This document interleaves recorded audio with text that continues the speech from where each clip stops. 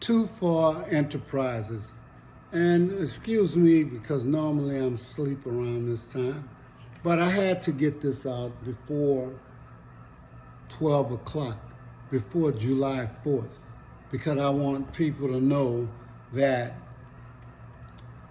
we respect our Juneteenth holiday and you don't. But you expect us to respect the 4th of July when the 4th of July has nothing to do with us. A lot of black folks put on their red, white, and blue, but they don't know their history. They don't want to know their history, and they are embarrassing. But it is lucky that we do have some historians, activists, and we have some powerful people who are here to remind us. And that's why I cannot go to sleep until I give this message, so that we will know while you're sitting down and you're eating those ribs and you're acting like you're assimilated and you're laughing in your buddy's face who could care less about you, and he may tell you he loves you today, but tomorrow you'll be on the streets. Whatever he gave you is not promised to you forever. So I hope you got something in the Cayman Islands. This 4th of July has been officially recognized as a holiday since 1941. Celebrations of the date, however, go back to the time of the American Revolution. The Declaration of Independence, primarily written by Thomas Jefferson, was adopted by delegates of a Continental Congress on July 4th, 1776, 2 days after that body voted to become independent of Great Britain. Now, I hope you know that all of those people were slaveholders. Remarks by President Barack Obama during his last tenure as president on Independence Day celebration were delivered to an audience of U.S. military personnel, their spouses and families. And that was wrong for doing that. If you've never served in there, and I don't know if he did or not, but I'm quite sure he did not, he's disrespecting those people who are willing to put their lives before being in Congress.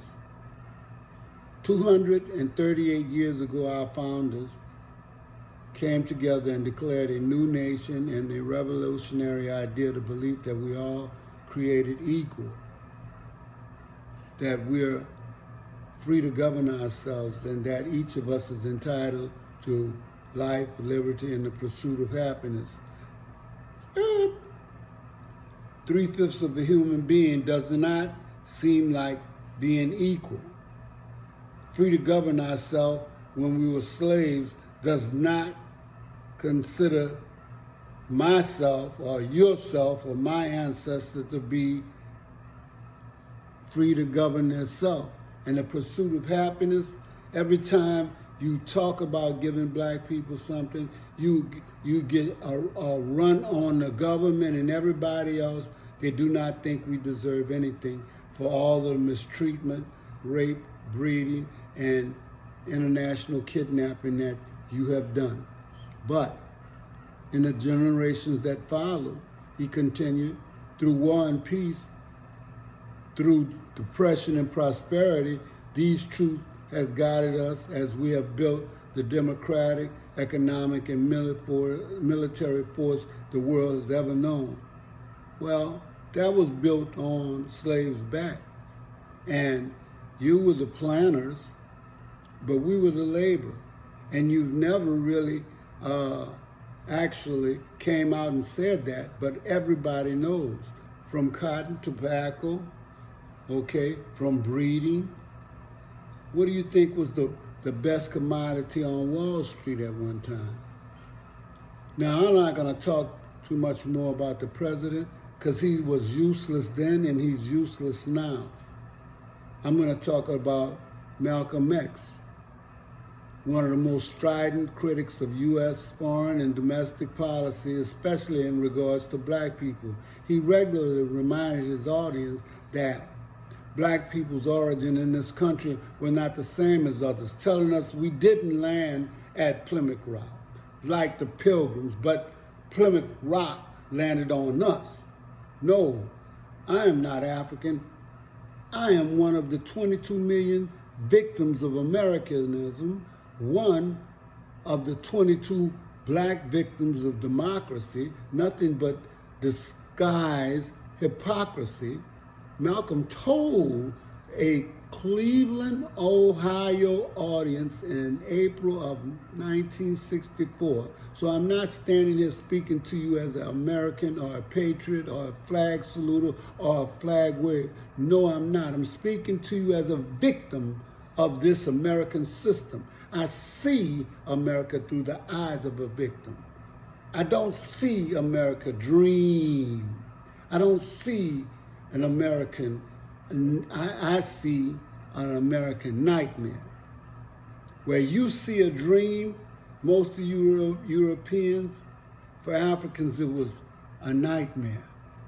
During Malcolm X's lifetime, he was painted by whites and some civil rights activists as an extremist whose view reflected a minority and black community. Yet a closer look shows that Malcolm's pronouncements showed him a similarity with many blacks who could hardly be considered extremists. We the poor, it is very eloquent beginning, but when the Constitution of the United States was completed on the 17th of September in 1787, I was not included in that. We the people, said Congresswoman Barbara Jordan of Texas, the first black woman to be elected to the U.S. House of Representatives from a southern state. Jordan was speaking during the impeachment hearings of Richard Nixon, July 25th, 1974. I somehow felt for many years George Washington and Alexander Hamilton just left me out by mistake. More than 100 years after Malcolm X's comments, the words of Frederick Douglass cut through the pomp and circumstance of the holiday with razor-sharp precision. An escaped slave who learned to read, write, surreptitiously. Douglass was the country's foremost slave abolitionist and orator during the 19th century. His address to Rochester, New York audience celebrating Independence Day on July 5th, 1852 is a classic. What to the slave is the 4th of July, a day that reveals to him more than all other days the gross injustice and cruelty to which he is a constant victim.